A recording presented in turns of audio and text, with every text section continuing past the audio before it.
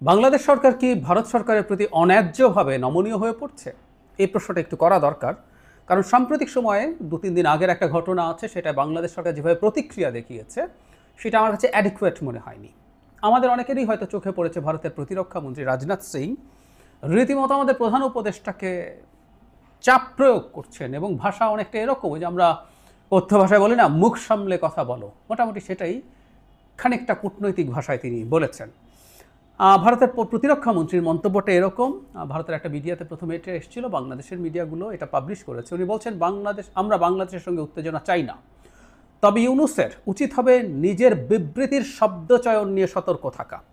আমি আরেকটি কথা এখানে বলতে চাই, ভারত যে কোনো ধরনের চ্যালেঞ্জ মোকাবেলা করতে সক্ষম, কিন্তু তারপরও আমাদের মূল লক্ষ্য প্রতিবেশীদের সাথে সুসম্পর্ক বজায় রাখা। এখানে ওই রিপোর্টে অনেক কথাবার্তা আছে যে সাম্প্রতিক সময়ে বাংলাদেশে কে কে সফরে এসছে, টার্কির লোকজন আসছে, পাকিস্তানের লোকজন আসছে, এবং সেখানে বাংলাদেশ সরকার যে গ্রাফিতির বই উপহার দিয়েছে সেটাই নাকি অখণ্ড বাংলা টাংলার কথাবার্তা আছে, তারা এটাকে উস্কানি বলে মনে করেন, হোয়াট এভার ইট ইজ।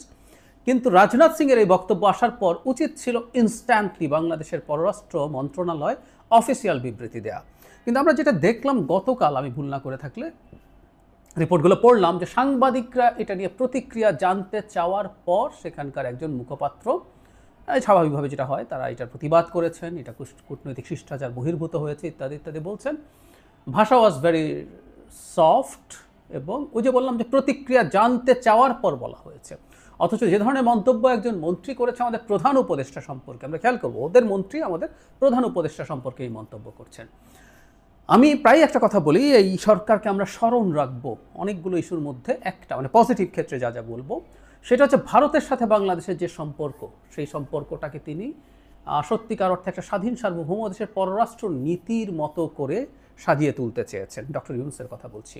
এই যে তার শব্দচয়ন, বিবৃতির কথা বলছেন, শব্দচয়ন আসলে ভারতের পছন্দ হবে না, এবং এটা ডক্টর ইউনূস না, বাংলাদেশের দেশপ্রেমিক কোনো সরকারি শব্দচয়ন ভারতের বহু বছর পছন্দ হবে না। দীর্ঘ ১.৫ দশক একটা দাস সরকারকে পাওয়ার পর, যেখানে তারা দাসসুলভ আচরণ করেছে, কথা বলেছে, সেখানে মোটামুটি স্বাধীন সার্বভৌম, শতভাগও বলছি না, স্বাধীন সার্বভৌম দেশের সরকার প্রধান হিসেবে যা যা বলার কথা, সেগুলো শব্দচয়ন তাদের ভালো লাগবে না। ডক্টর ইউনূসের প্রতিটা বক্তব্য, প্রতিটা শব্দচয়ন আমি খেয়াল করেছি, কোনোদিনও তিনি এমন কিছু করেননি যেটা ভারতের প্রতি আক্রমণাত্মক ছিল। জাস্ট তিনি ভারতকে একটা স্বাধীন সার্বভৌম প্রতিবেশী, তুমি আমার পাশে আছো, আমিও তোমার স্বাধীন সার্বভৌম প্রতিবেশী, এটা স্মরণ করিয়ে দিতে চেয়েছেন সবসময়। সো এতে কোনো সমস্যার কিছু নাই। আমি প্রায় বলি যে ডক্টর ইউনূসের এই বেঞ্চমার্ক তৈরিটা আমাদের কাজে লাগবে, আমাদের মানে ভবিষ্যতের রাজনীতিবিদদের জন্য। আমরা কিন্তু শোরগোল করব, ভবিষ্যতে যারা ক্ষমতায় আসবেন তারা যদি এই বেঞ্চমার্ক থেকে নিচে নেমে আসেন, আমরা তখন এটাকে তুলনা করে করে কথা বলবো।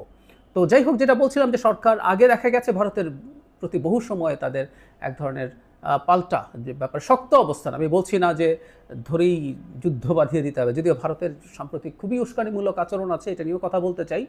চিকেন স্নেককে সিকিউরিটি দেওয়ার নামে তারা ৩টা জায়গায় বড় স্থায়ী সেনা সমাবেশ করছেন, ক্যাম্প করছেন, ক্যাম্পও নয়, চাইতে বেশি কিছু। সেখানে ভালো সংখ্যার সৈন্য থাকবেন, অস্ত্রশস্ত্র মজুত করছেন, যেটা বাংলাদেশের একটা অঞ্চলকে ঘিরে ফেলার মতো পরিস্থিতিও তৈরি করছে। যাই হোক, সেটা নিয়ে আলাদাভাবে কথা বলবো। সো ভারতের এই উস্কানিমূলক আচরণ আসলে আছে বাংলাদেশের প্রতি। তারপরও আমি মনে করি এটার সামনে নমনীয় হওয়া যাবে না, রাদার বাংলাদেশকে শক্ত থেকেই পাল্টা মানে অবস্থান তৈরি করতে হবে। এর জন্য যদি কয়েক বছর সময় লাগবে, মানে ভারত যদি বাংলাদেশকে একটা সার্বভৌম দেশ হিসাবে মেনে নিয়ে, তার একটা স্বাধীন পররাষ্ট্রনীতি আছে, তার একটা স্বাধীন ডিফেন্স পলিসি আছে, তার একটা স্বাধীন চিন্তা আছে, এই জিনিসগুলো মেনে নিয়ে সম্পর্ক স্বাভাবিকীকরণের পথে যে না যাওয়া পর্যন্ত নানা রকম খারাপ পরিস্থিতি তৈরির চেষ্টা হতে পারে। আর একটা কথা আমরা মনে রাখবো, ভারত শেখ হাসিনা পতন এবং পালিয়ে যাওয়ার পর নানা রকম ক্রাইসিস আমাদের সাথে করার চেষ্টা, ভিসা বন্ধ করেছে, আমাদের রপ্তানির ক্ষেত্রে তাদের বন্দর ব্যবহার, স্থলবন্দর ব্যবহার, নানান রকম ঝামেলা করার পরও শেষ পর্যন্ত আমরা ডুবে যাইনি। সুতরাং ভারত তার অস্ত্রগুলো ব্যবহার করে ফেলেছে। সে এখন আমাদের এখানে একটা যুদ্ধ লাগিয়ে দেয়া বা বাংলাদেশের ভেতরে নানান নাশকতার বাইরে, সেই চেষ্টা তাদের আছে, কিন্তু এর বাইরে অন্যান্য যেসব চাপ দেওয়ার সুযোগ ছিল সেগুলো সব ছেড়ে দিয়েছে, এবং এতে আমরা খুব খারাপ অবস্থায় চলে যাইনি। তো আমি আশা করি এই সরকার তো বটে, আমাদের ভবিষ্যৎ সরকারও ভারতের এই ধরনের হেজিমনির বিরুদ্ধে শক্ত থাকবে, কারণ জনগণ এটার পক্ষে আছে। আর জনগণ কোনোভাবেই চায় না ভারতের একটা দাসে পরিণত হোক বাংলাদেশ। আবার একই সাথে এটাও যোগ করে রাখা ভালো, বাংলাদেশ ভারতের সাথে শত্রুতা করারও প্রয়োজন নেই। দুটো প্রতিবেশী, দুটো সার্বভৌম প্রতিবেশী পাশাপাশি পারস্পরিক বেনিফিট, পারস্পরিক স্বার্থের আদান প্রদানের মাধ্যমে সহাবস্থান করবে, এটুকু নিশ্চিত হলেই চলবে, এবং আমরা চাই ভবিষ্যতের সরকার সেভাবেই চলবে।